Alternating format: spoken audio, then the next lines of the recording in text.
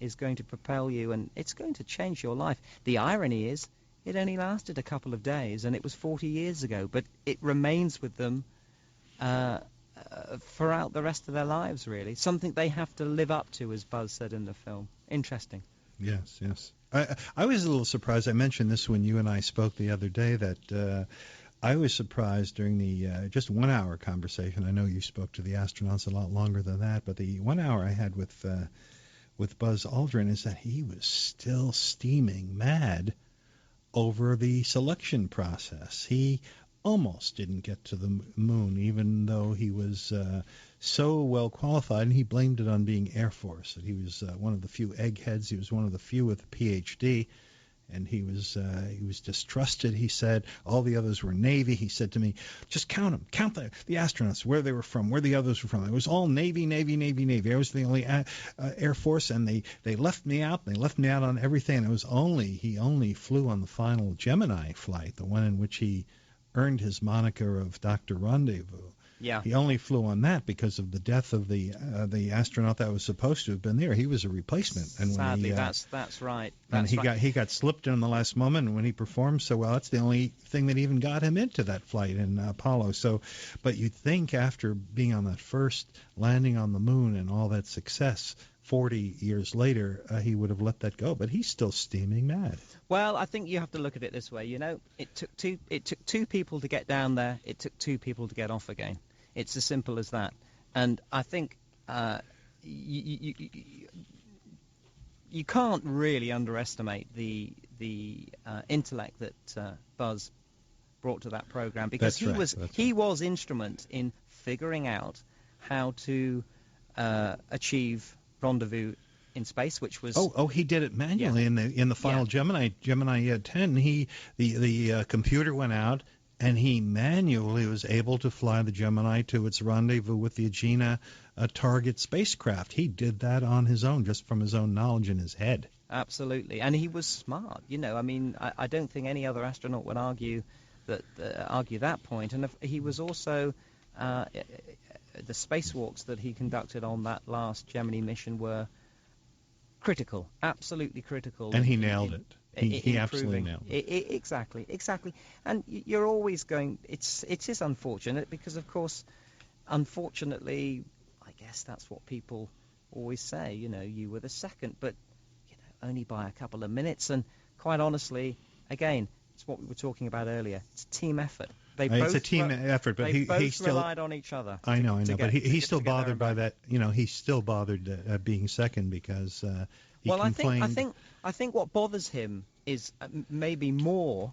What bothers him is not having perhaps the recognition that he deserves, and also, of course, it's one of those things. I mean, I can't speak for him, obviously, but I know that if I were in that position, it would be a bit grating if all you ever hear is, so, you were the second, rather than, hey, look, amazing the work you did on orbital mechanics and rendezvous. Thank goodness you did that. Otherwise, actually... But he has to hear. I just heard it this morning on the radio where somebody mentioned the first landing on the moon. This was the...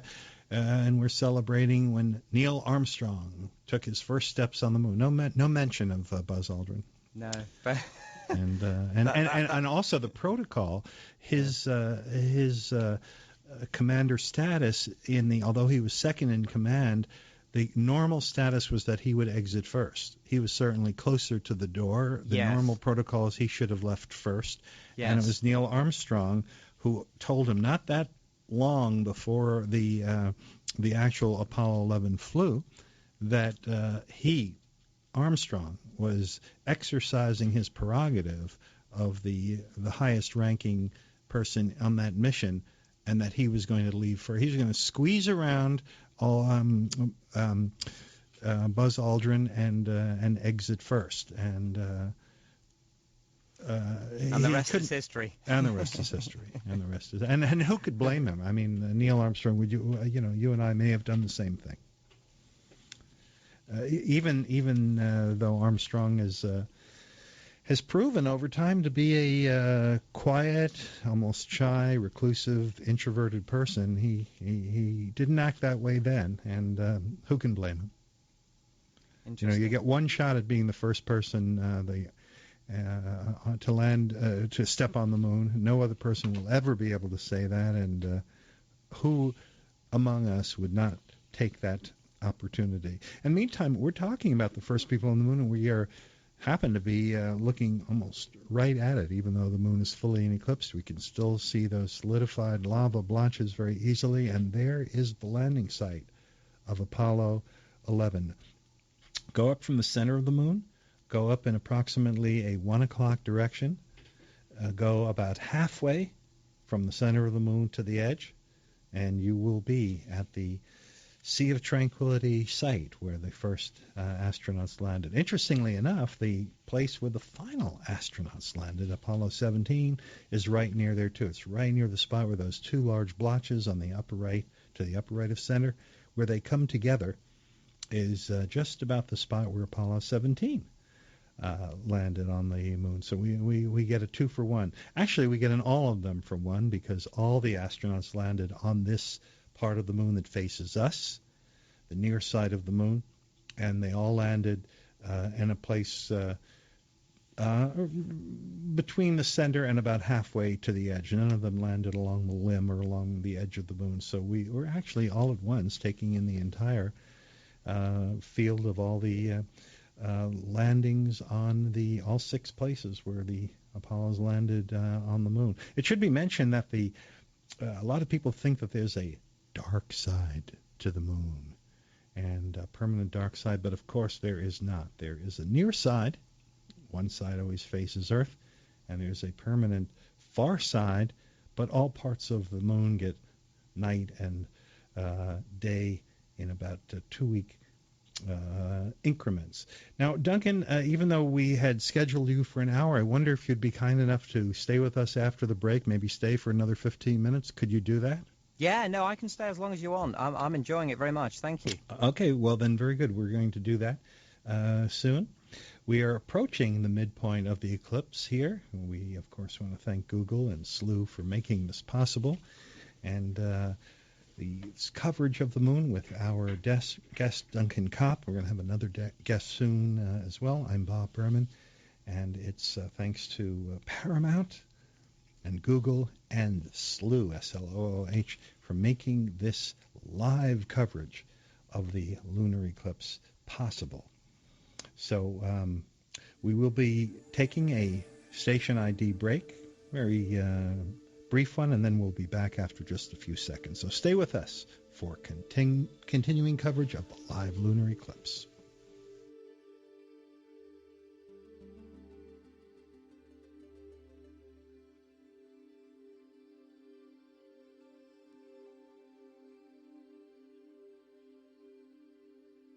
You're listening to SLU Space Camera's live total lunar eclipse, powered by WSRadio.com, the worldwide leader in Internet talk.